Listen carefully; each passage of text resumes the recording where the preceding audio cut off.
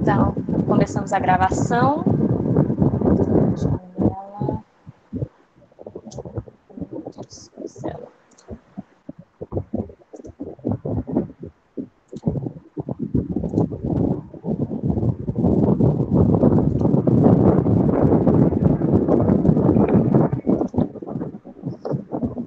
Pronto. Foi, Isaac.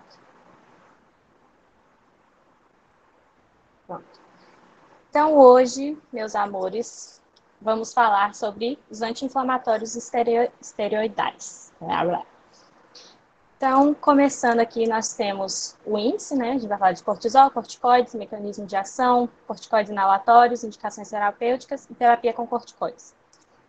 Começando, então, pelo cortisol, nós temos que entender primeiro a glândula que o produz, certo? Então, as glândulas suprarrenais ou adrenais, elas são duas glândulas localizadas no polo superior dos rins. Elas têm, em proporção ao seu tamanho, né, elas recebem um maior suprimento de nervoso autônomo do que qualquer outro órgão do nosso corpo. Travou? Aqui. São divididas em córtex e medula, sendo a medula apenas 1/10 do seu tamanho total, ou seja, 9 décimos de córtex, 1/10 de medula. E, assim como a hipófise, ela também tem origem embrionária diferentes, ou seja, a medula, ela provém da crista neural, ou seja, da ectoderme, e o córtex, ele é formado a partir da mesoderme.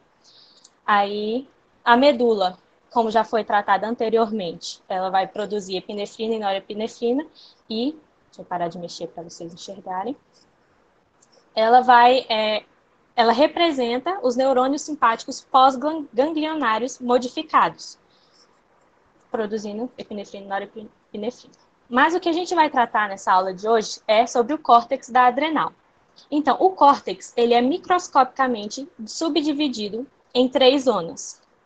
Nós vamos ter a zona glomerulosa, que é essa zona aqui verdinha, mais externa, logo abaixo da cápsula, que vai produzir e secretar mineralocorticoides, como aldosterona.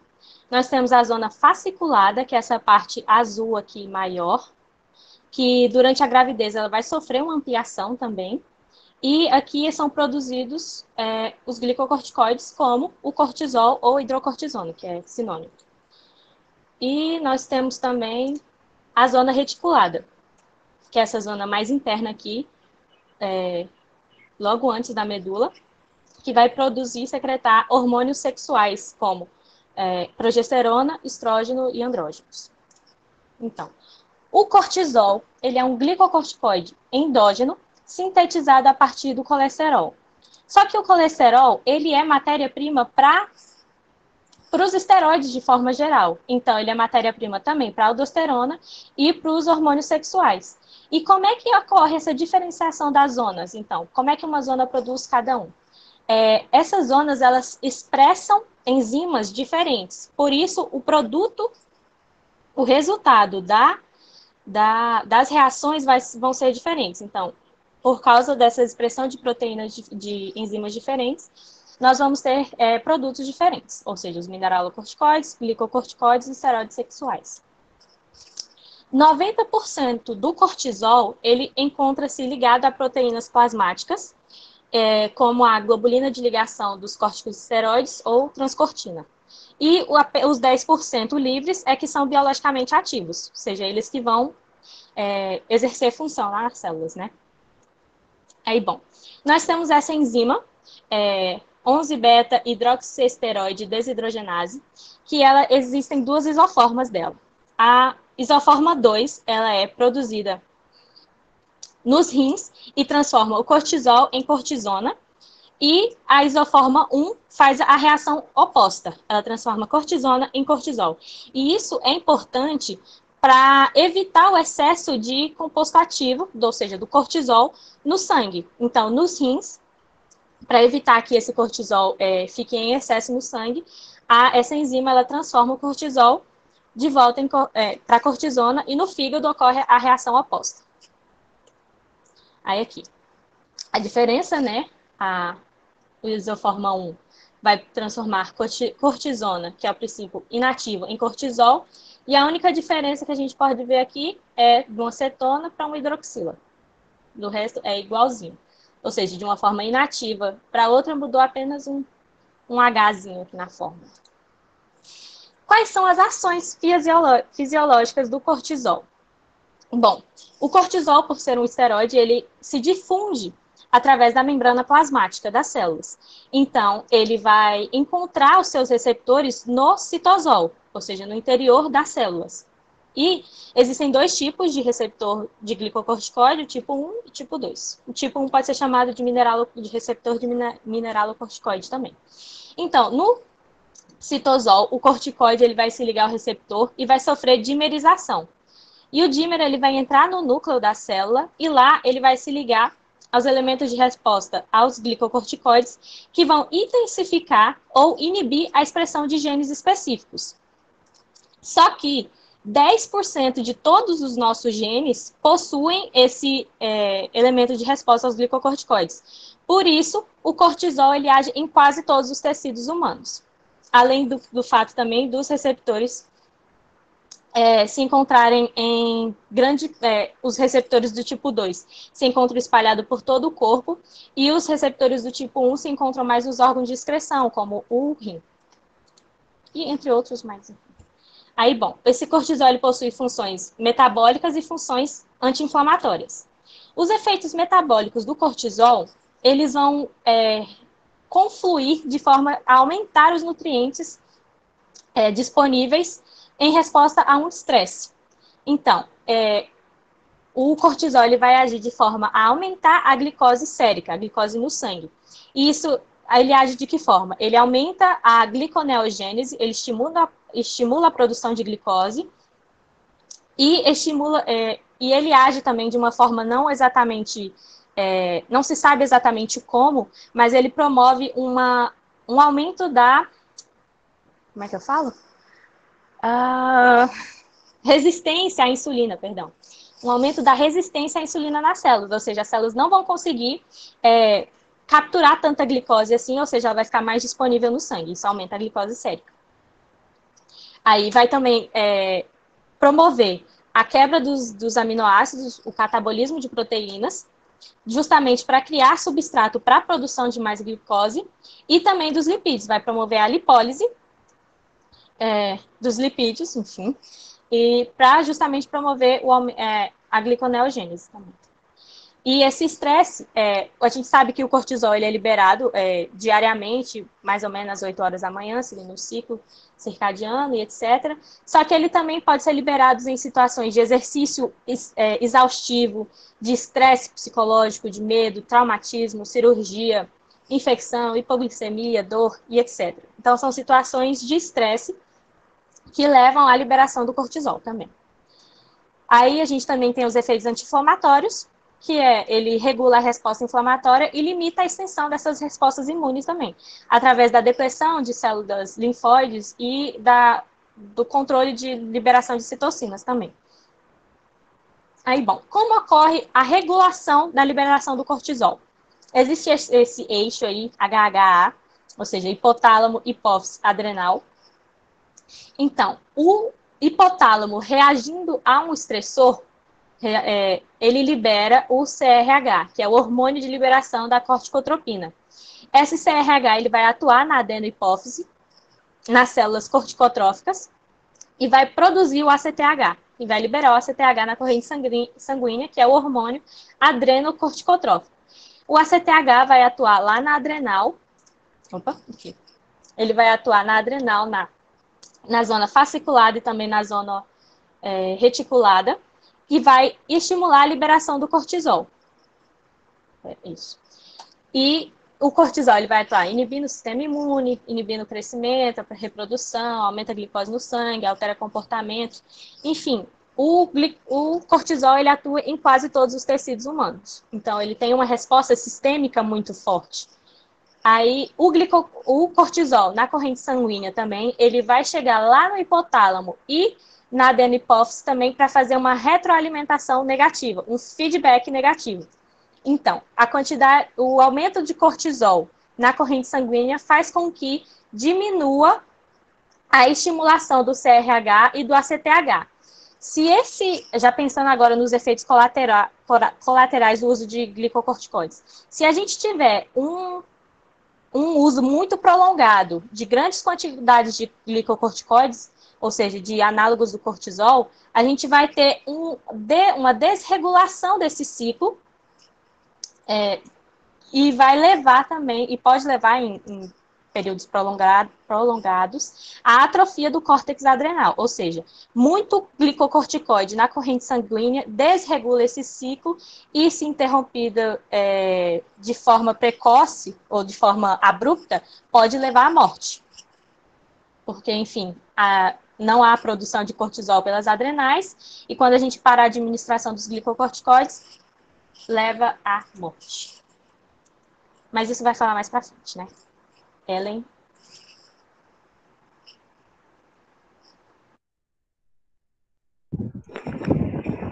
Calma. Tá dando pra me ouvir direitinho? Sim, senhora. Pronto. Então, essa parte ela é bem importante. Michelle, ela sempre coloca, tipo, questão de VOF, ou tipo, marca alternativa falsa. Aí, vocês prestem bem atenção nessa parte e é bom decorar, porque ela sempre cai isso nas provas. Então, esse é um apanhado geral sobre os corticoides, que a gente vai destrinchar mais pra frente. Mas, para resumir, os corticoides, no geral, a função deles é diminuir a expressão gênica da COX-2, que a gente viu na última aula. Qual a diferença dos corticoides para os AINES? Os AINES, eles vão inibir a enzima. Os corticoides, eles vão diminuir a expressão gênica, ou seja, eles vão diminuir a quantidade de COX-2 no corpo. Já os AINES, eles funcionam como um falso substrato para essa enzima. Tá bom. Além disso, eles vão inibir algumas funções dos macrófagos e da liberação de histamina. Eles diminuem a permeabilidade vascular. Eles vão inibir funções de algumas citocinas pró-inflamatórias, como as interleucinas e o fator de necrose tumoral. Eles vão reduzir a síntese de prostaglandinas, leucotrienos e o fator ativador de plaquetas. Nesse caso, é semelhante aos AINES, e vão inibir a expressão da fosfolipase 2. Porque o que acontece? Os corticoides, eles vão estimular a produção da anexina ou lipocortina 1. A anexina, ela vai funcionar justamente inibindo a expressão da fosfolipase 2, tá bom? A2. Pode passar, Mário. Como é que os corticoides funcionam? Pode passar. Primeiro, a molécula do glicocorticoide, ele entra na célula através de um processo de difusão passiva e ele se liga ao receptor. O receptor que os corticoides vão se ligar é o receptor GR. Como o Mari falou, eles estão no corpo inteiro, quase. Então, tipo, essa é a razão dos corticoides, eles terem uma ação muito sistêmica. Eles não funcionam apenas no local da lesão, o local que você quer que ele age. Eles vão agindo de uma forma mais sistêmica. Por isso, eles têm tantos efeitos indesejáveis. Depois que essa molécula ela vai entrar na célula, acontece uma transcrição de genes, e esses genes eles vão estar justamente ligados à inflamação e à imunidade. Além disso, ocorre também a inibição do fator nuclear NF-κB e do AP1. Esse fenômeno aqui, eu estava apontando para o slide como vocês pudessem ver, esse fenômeno aqui é chamado de transrepressão. O que é que a transrepressão gera? Primeiro, a inibição da fosfolipase, a inibição da COX e a redução das moléculas pró-inflamatórias, tá bom? A inibição da fosfolipase 2 é que gera a redução da síntese de prostaglandinas e leucotrienas. Mas, em contrapartida, a transrepressão tem outro fenômeno, passa aí, Mari, que é chamado de transativação. Passou? Ué, porque tá pequenininho. Tá, vê. O que acontece? Depois que a molécula ela entra na célula, ela se liga ao receptor. Agora, esse complexo do glicocorticoide mais receptor, ele vai se ligar a outras regiões que vão promover outros genes. Esses genes vão ser genes ligados à síntese de proteínas anti-inflamatórias. Ah, mas essa não é a intenção. É, só que nesse caso a gente vai ter tipo uma superprodução da lipocortina 1, que é a anexina, e isso vai gerar vários efeitos colaterais, que é justamente os efeitos colaterais que a gente não quer que sejam gerados, mas que é meio que inevitável que eles aconteçam. É meio não, é inevitável que aconteça quando a gente usa os corticoides ligados a esse fenômeno de transativação. Pode passar. Pronto. Outras informações. Primeiro, o receptor, o GR, ele é um receptor citoplasmático, mas ele tem efeito nuclear. E a gente duas isoformas deles, a isoforma alfa e a isoforma beta. A isoforma alfa ela é ativa e a isoforma beta ela é inativa. A beta, pessoas que têm muita expressão desse receptor, eles vai estar ligado a intolerância não, resistência, quem tem resistência aos corticoides, tá bom? Porque essas pessoas têm uma grande expressão da GR beta. A GR alfa, ela vai modular a ação gênica, tá bom? Além disso, o cortisol e os corticoides, eles vão estar no plasma, ou eles vão ser encontrados na forma livre ou ligados a proteínas. O cortisol, ele está ligado a CBG. A CBG é uma globulina, tá bom? Ou eles vão estar e os corticoides vão estar ligados à albumina. Os efeitos desejáveis do cortisol vão estar ligados também ao fato deles se ligarem ao mineraloreceptor, que vão influenciar na ação renal e podem gerar, por exemplo, edema, aumento da pressão arterial, aumento não, né? Vão mexer no geral na pressão arterial e vários outros efeitos, por causa justamente dessa ligação com os mineralocorticoides. Então, os corticoides que eles têm mais afinidade para se ligar com os MR, eles são os menos indicados, porque são justamente os que causam mais efeitos colaterais. Pode passar.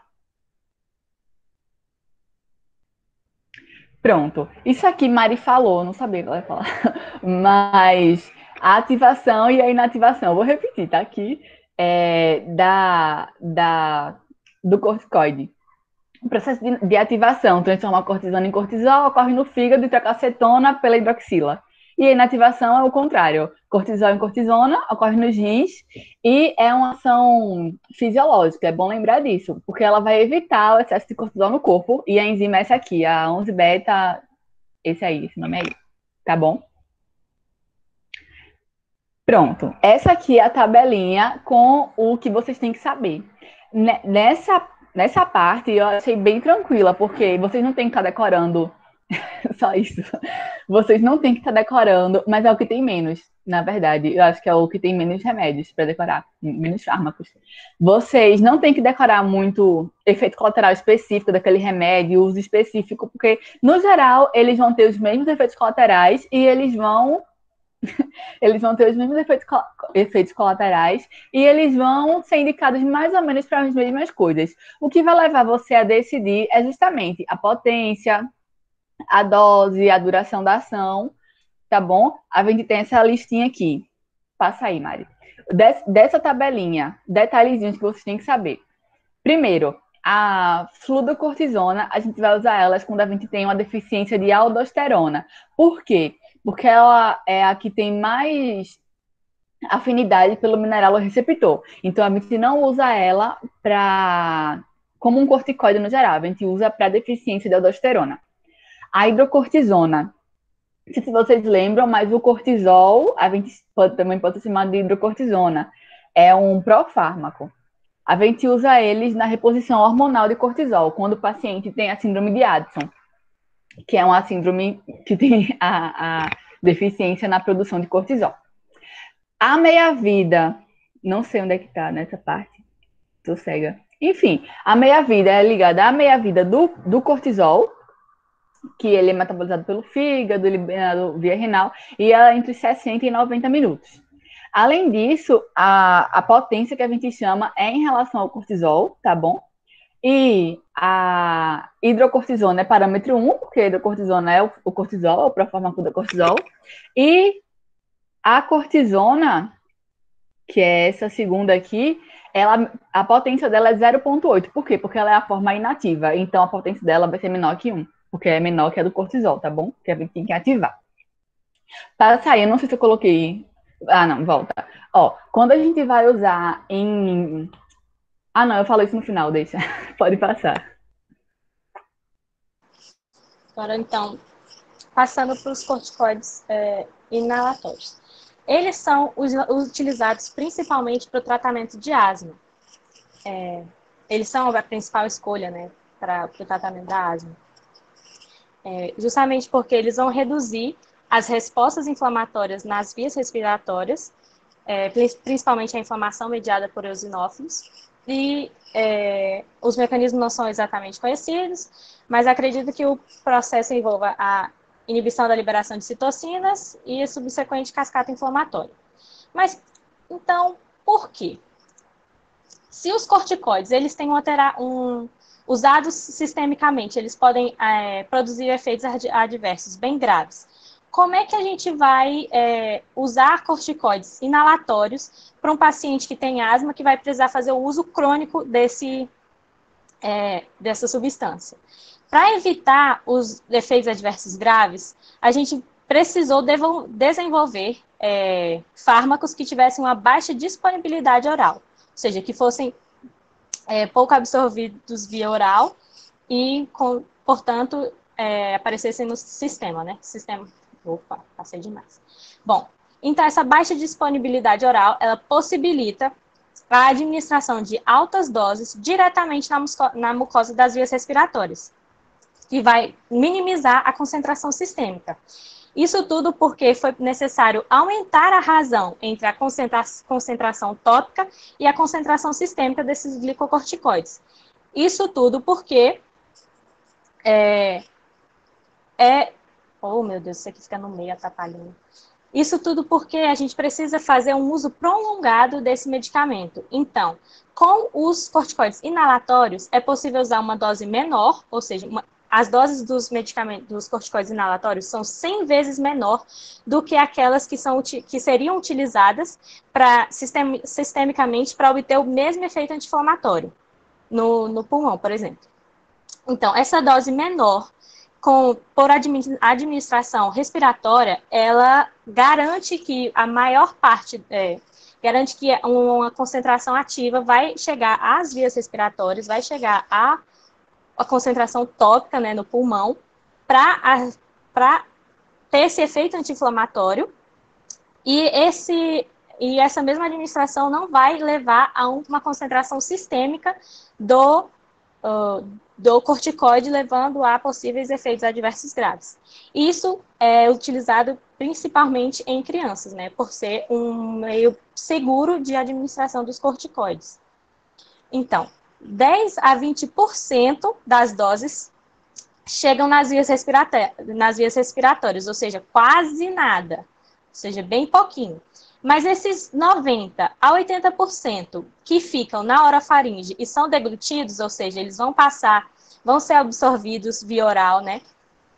Vão entrar na corrente sanguínea, só que aí eles vão estar sujeitos ao metabolismo de primeira passagem do fígado.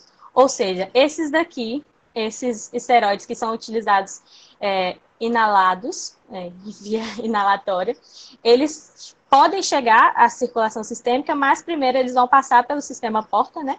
Então vão passar pelo fígado e vão ser inativados no fígado. Então é por isso que essa é uma forma segura de administração dos corticoides, sem correr o risco, né? Ou passar o medo de ter os efeitos adversos graves. É claro que se for administrado em doses erradas ou por tempo sem supervisão médica, etc., podemos chegar aos efeitos graves, mas o risco é bem menor.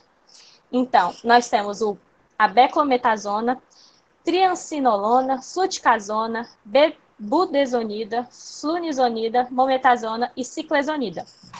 Essa última aqui, ela é o corticoide inalado mais recentemente aprovado, e ele é um éster pró-fármaco. Isso aí. Vocês leem aí. E ele, por ser um profármaco, ele vai ser ativado somente no epitélio das vias respiratórias, das vias altas e inferiores, certo? Porque somente nesse epitélio que é expressa as carboxiesterases e colinesterases, que, enfim, que vão ativar esse profármaco. Por isso, ele limita ainda mais os efeitos adversos na orofaringe e os sistêmicos. Então, esse daqui ele é muito bom. Aí, bom, qual é o cuidado que a gente tem que ter com os corticoides inalatórios?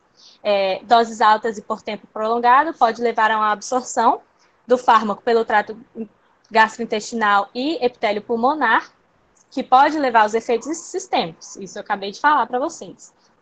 Mas também nós temos os efeitos adversos locais, ou seja, passei rápido. Enfim, já foi. Que pode levar à rouquidão, quando são os efeitos adversos na laringe. E na orofaringe a gente pode ter a candidíase, que é uma infecção fúngica, certo? E isso aqui pode ser evitado se o paciente enxaguar a boca após utilizar o medicamento. Sim, pode ser evitado, né? Para não chegar a esse ponto. Sua vez. Ah, não, é minha vez ainda. Perdão. A gente tem algumas indicações terapêuticas para o uso de glicocorticoides, né, que é no caso de transplantes, justamente porque ele vai reduzir a expressão dos antígenos no tecido enxertado, ele vai retardar a revascularização e interfere na sensibilidade dos linfócitos T-citotóxicos e na geração de anticorpos.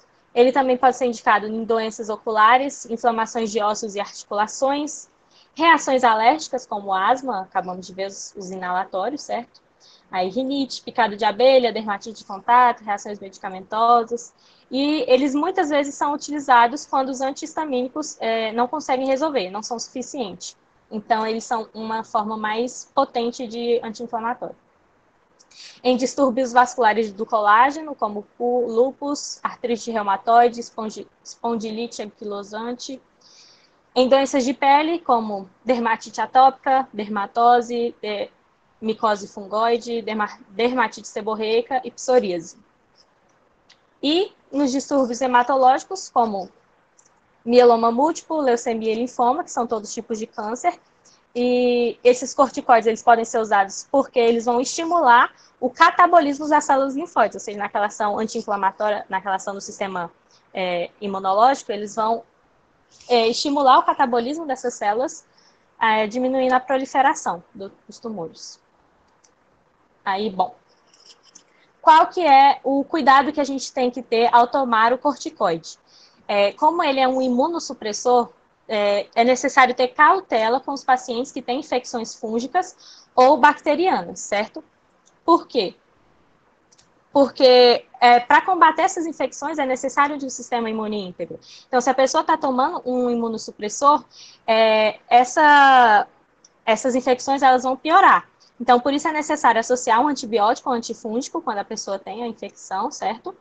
E quais são as exceções? Que em infecções fúngicas ou bacterianas, pode-se usar o corticoide, é recomendado usar.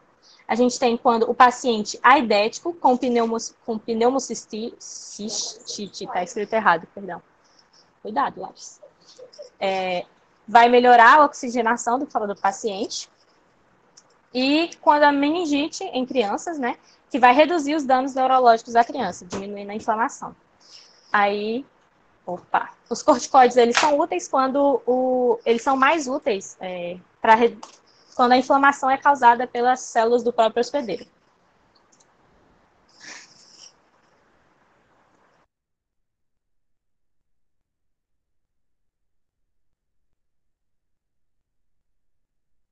Tem que ligar o microfone, ela. Pronto, desculpa. Sobre a terapia em si. Quando é que a gente usa os corticoides em gestantes? Na verdade, como a gente usa? A gente pode usar principalmente em caso de parto prematuro. Por quê? Ele vai atuar no parto em si? Não atua. Mas Em casos de parto prematuro, ele vai induzir a maturação dos pneumócitos do feto e produção de surfactante.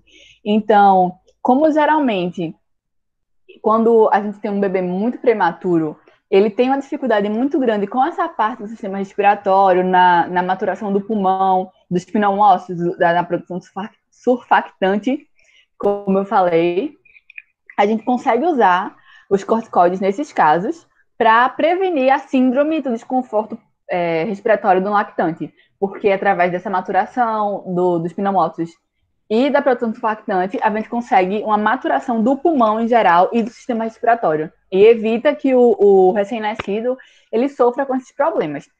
A gente usa o quê? A gente usa o betametasona e o dexametasona. O betametasona são 2 doses, eu acho, e o dexametasona são 4 doses. E tem um pequeno risco de leucomalácia periventral. Eu não sei exatamente o que é isso, mas eu li isso em algum lugar, tá bom? Além disso, a gente pode usar também nas gestantes no geral. Como é que a gente usa corticoides? A gente tenta usar um que tem uma meia-vida curta e que seja menos potente. Por quê? Porque, como o Mari falou, quanto mais potente, mais efeitos colaterais. Então, assim, a gente tenta reduzir esses danos quando é indispensável a gente usar esse corticoide através disso. Meia-vida curta, menos potente, menos efeitos colaterais. A prednisona é o fármaco ideal para a gente usar. Porque o que acontece? A prednisona, ela precisa ser, é um profármaco, ela precisa ser ativada em prednisolona para ter o efeito dela. E quem faz essa ativação é o fígado. Só que o fígado do feto, ele não consegue fazer essa ativação. Então, se ele não consegue ativar o profármaco em fármaco, ele não sofre com os efeitos colaterais. Assim, com os efeitos no geral e os efeitos colaterais, tá bom? Além disso, na barreira placentária, a gente tem a hidroesteroide desoxigenase do tipo 2, que ela é responsável pela inativação de parte dos corticoides, tá bom? Pode passar. Cuidados que a gente tem que ter. Primeiro, a gente tem que avaliar bem antes de receitar um corticoide para o paciente. Avaliar o tipo de doença, se é uma inflamação forte, realmente precisa receitar o corticoide, sabe? Até pouco tempo atrás, pouco tempo não, né? Até os anos 90, mais ou menos, os corticoides eles não eram utilizados assim, era só em casos graves mesmo, justamente por causa desses efeitos colaterais. Mas aí, com o tempo, a gente foi tendo medicamentos, a tecnologia aumentou, a gente conseguiu melhorar essa questão dos efeitos colaterais, e hoje em dia eles até que são bastante recomendados, até. Os efeitos colaterais deles são ligados às alterações hormonais. Então, do cortisol. Então, por isso a gente tem que ter tanto cuidado. Eu até coloquei aqui embaixo que quando a gente usa por tempos muito grandes, ele vai degradar algumas proteínas que a gente tem no corpo. Aí o que acontece? Essa degradação de proteínas vai levar a perda de massa muscular, redução da gordura corporal. Essa gordura corporal que tem a redução, o que acontece? Ela é reduzida em algumas áreas do corpo, mas em outras áreas ela sobra, entre aspas. Aí a pessoa acaba ficando com características muito específicas de quem usa corticoide por tempo prolongado. Ela fica com um rosto arredondado, o abdômen, se acumula gordura nas costas também.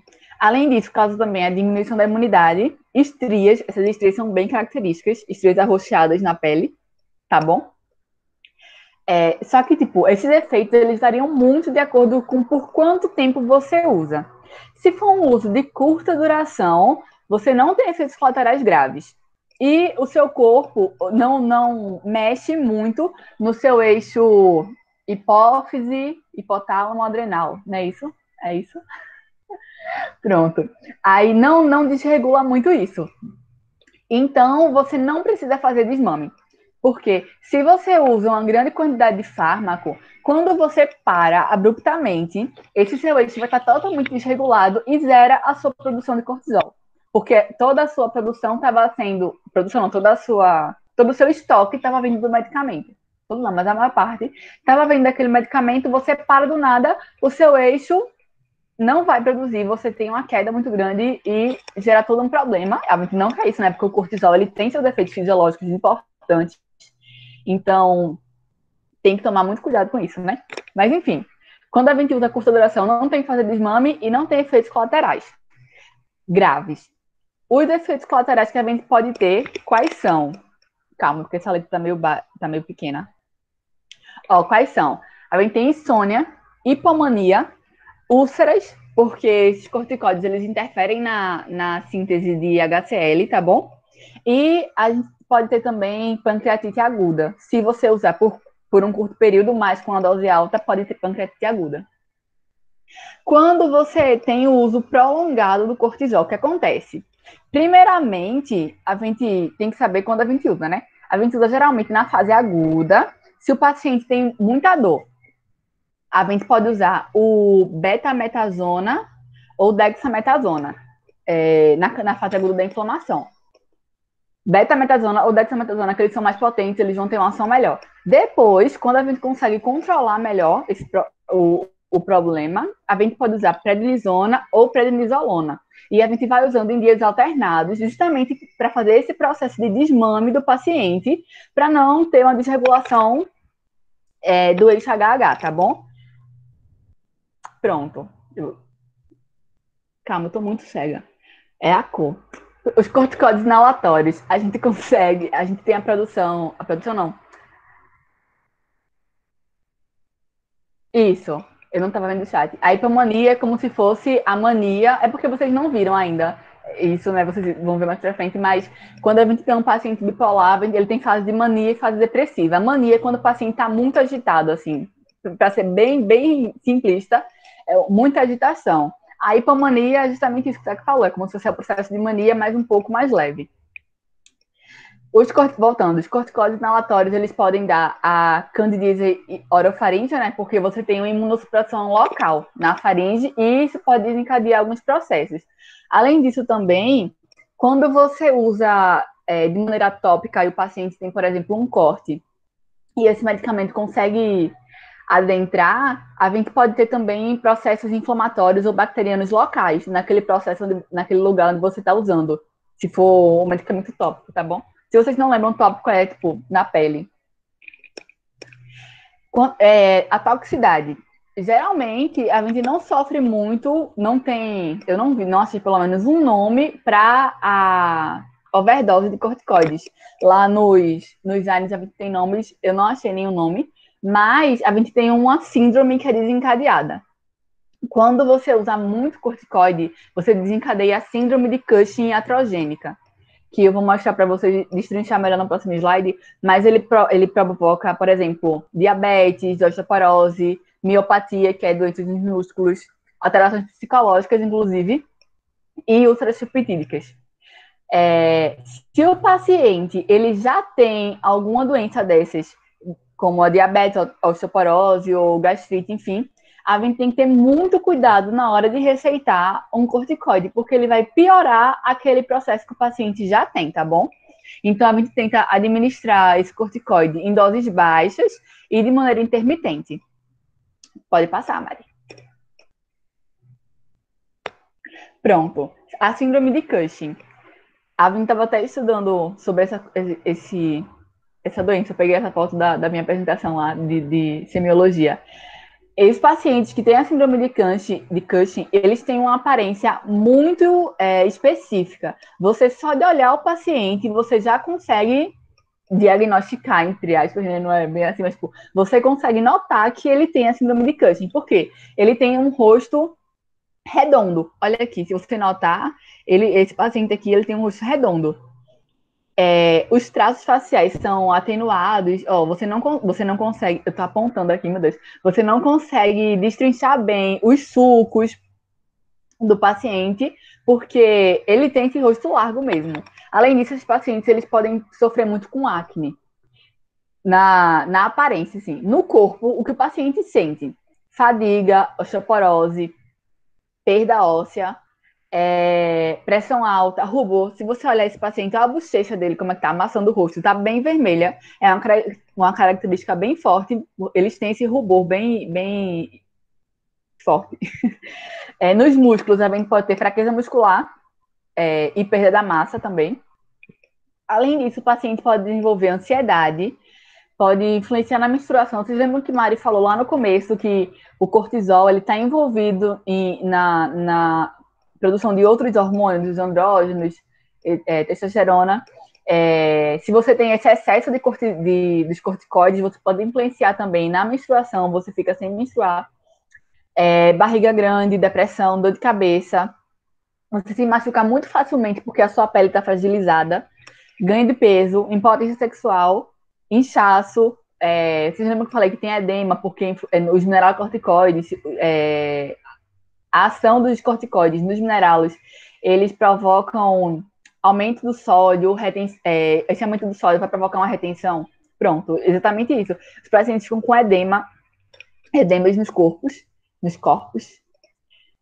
infertilidade, insônia, irritabilidade, queda de cabelo, tudo isso pode ser associado às ações do cortisol em geral no corpo, tá bom? Tem outra coisa que eu ia falar.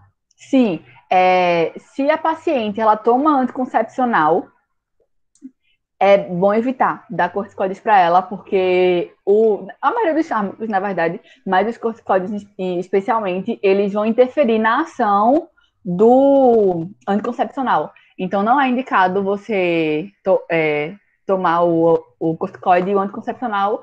É bom ver direitinho, usar outros métodos, ou de métodos anticoncepcionais, ou de remédios, no caso dos corticoides. Eu acho que é só isso. Pronto, gente, era isso. Quer falar, Mari? Liga o microfone. Acho que não, tá ótimo, né? Gente, vocês ficaram com alguma dúvida?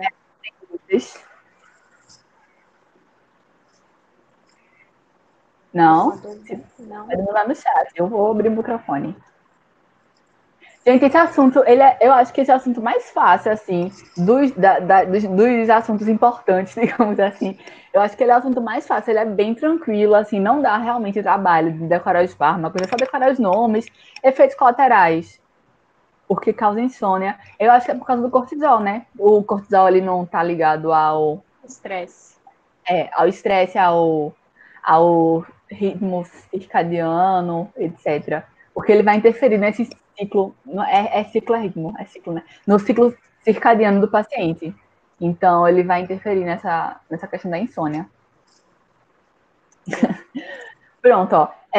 Efeitos colaterais, decorar no geral, assim, porque ela não vai cobrar, tipo, quais são os efeitos colaterais da prednisolona. Ela pode até cobrar botando o nome, mas não é que, tipo, é o efeito daquele medicamento, é o efeito de um corticoide normal. Então, assim, é um assunto bem tranquilo, não tem que se estressar com ele, tá bom?